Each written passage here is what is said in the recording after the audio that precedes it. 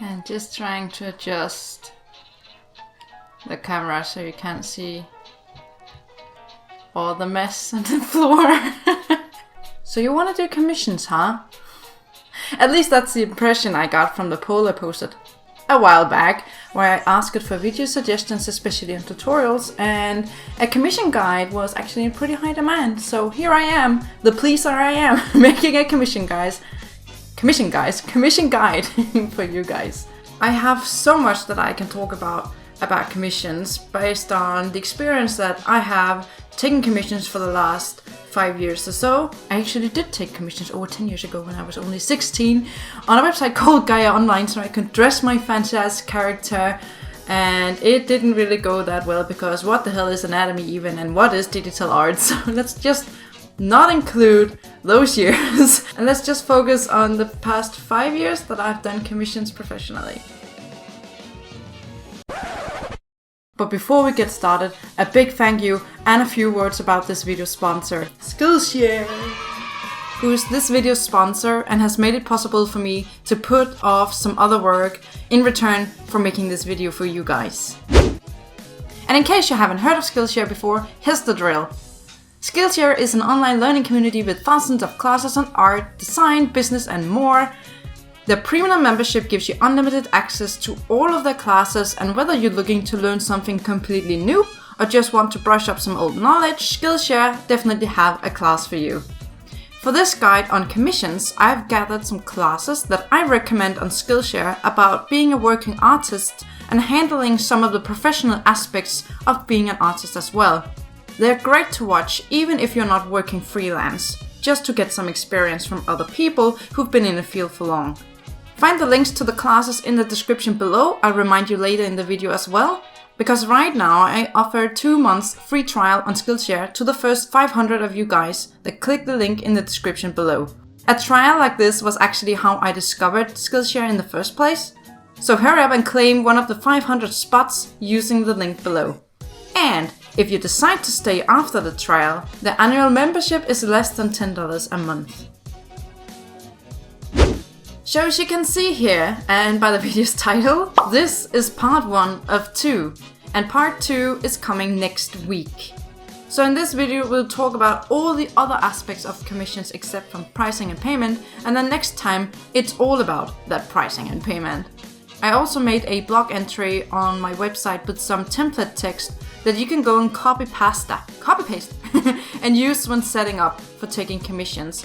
I'll be sure to remind you of the resources in the end of the video as well. But first, in this part 1, we're going to talk about your commission info page, examples of the process, and general advice. But first, allow me to explain what are commissions.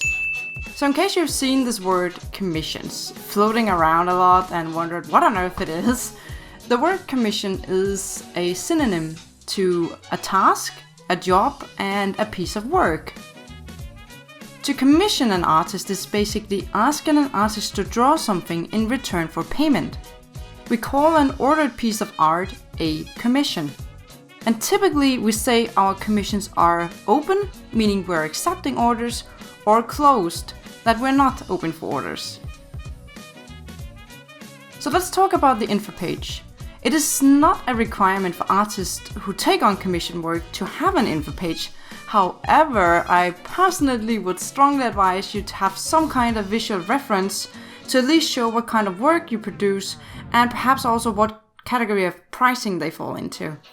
Not all artists like to show off their prices online, and there can be many reasons as to why, and that's completely fine as well. Some people show their work and ask people to contact them to get a price. But if you plan to have an info page, here are some of the commonly known areas you can cover. Samples of your work and previous commissioned art. This one is pretty important. No matter how many types of commissions you offer, it's generally a good idea to show your potential clients what kind of art they can expect from you.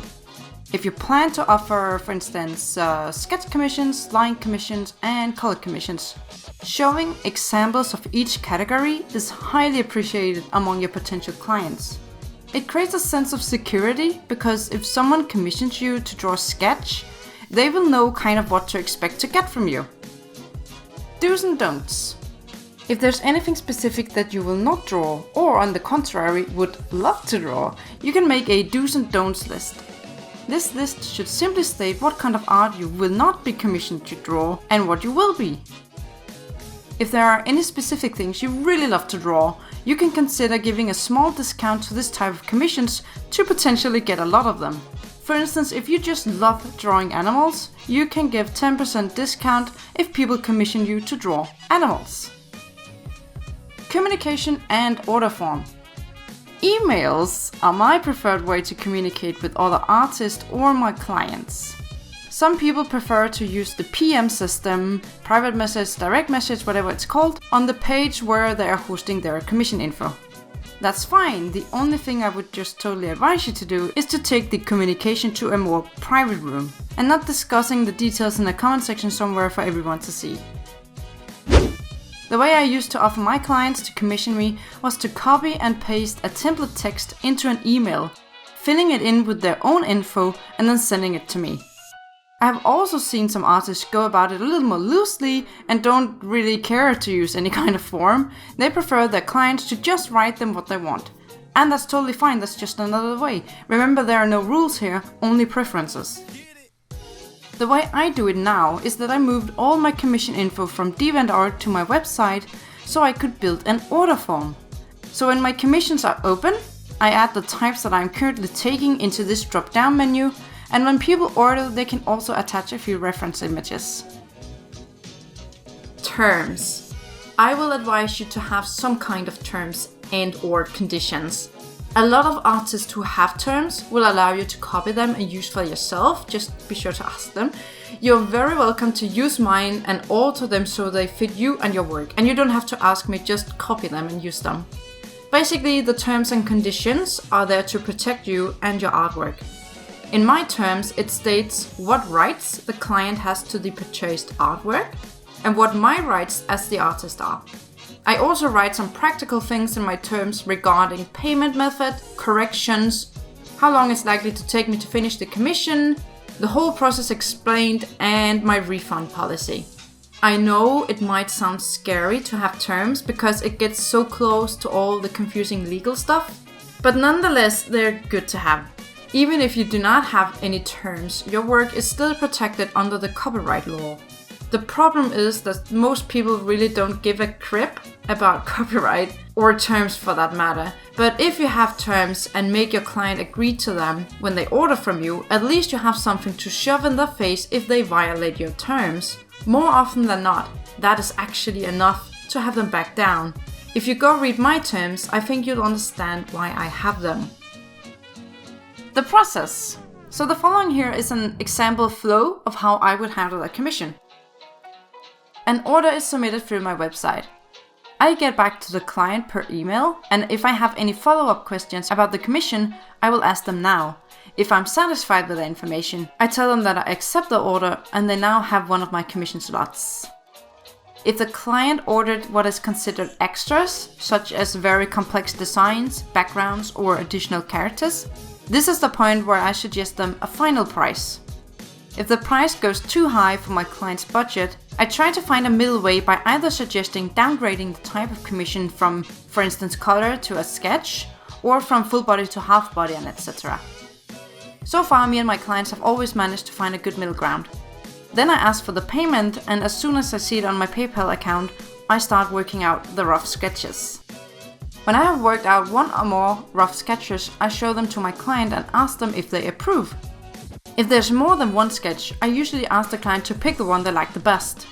They may also give me some feedback, and from here I take the rough sketch back onto the drawing board and produce a final sketch.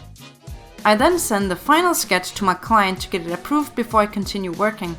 If the client ordered a sketch commission, usually the approved sketch only needs some cleanup. If the commission piece was a color piece, I will also send them the line art to be approved as well. When the line art has been approved, I lay down some flat colors and send it back to another review so that I'm sure that the client is satisfied with my choice of colors. The reason I send so much work in progress to my client is mainly to include them as much as possible in the process so that I'm sure that they are happy throughout the entire process. The other reason being that in my terms it states that if I have to go back and change something that was previously approved, the changes will come at an additional charge. The amount depends on how big the change is though. Usually the last thing to do here is shading and rendering the drawing, and I will not necessarily do review on the shading, but depending on the piece's complexity and how many crucial details there are, I might do a little extra review. When the piece is done and the client is happy, I will send them the files in full resolution and a size that is more reasonable for web upload. Then the work is considered finished. Lastly, I'd like to share a few tips and tricks that I don't think necessarily falls into any of the above categories. Number 1, have a good communication with your client. It is better to ask twice rather than misunderstanding your client's needs and wishes, so you have to change a lot of things later.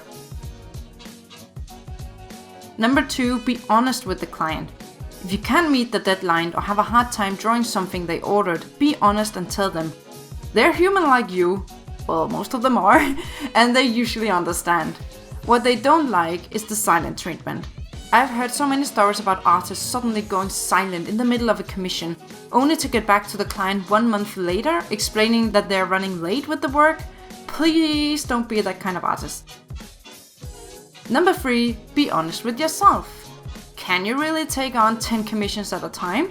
Can you really work on commissions after work or school each night to make the tight deadlines you promised? Make sure that you enjoy this process as well, so you don't get burned out after 3 commissions and have to cancel the rest. I only open 3 to 5 slots at a time because I don't like people waiting for more than approximately 1.5 months for their work, and I don't want wait lists either. Number 4, what you can try to do if you don't get any orders. You're sitting there with your info page, your awesome art and your fair prices, but no one is writing you. There might be many reasons for your inbox to be empty, but don't start worrying if you're good enough to take commissions yet. If you have any mutuals, people who follow you and you follow back, you can ask nicely if they want to help spread the word that you're taking commissions. Maybe you can share some of theirs in return. Another great place to go is a forum.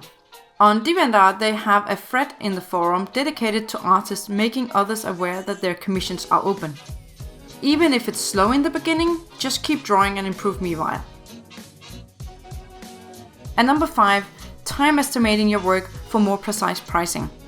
Try to make it a habit to track how much you spend on your drawings. When I draw on my iPad in Procreate, I can check the track time for the document. If your program does not offer this kind of feature, try to manually track it on your phone or your wristwatch or whatever you have. When you know how much time you spend on the different kind of art categories you offer, you can set a much more realistic pricing. So just in case you've seen my commission info and wondered why a fully illustrated picture with practically no limits starts at $175, that's because I can spend up to 12 hours on such a drawing. And I bloody well am gonna be paid for my hard work. And the 12 hours is on the drawing alone, not considering the time spent talking to the client. Anyway, we are near the end. As I mentioned previously, I will link the classes I recommend on Skillshare in the description below.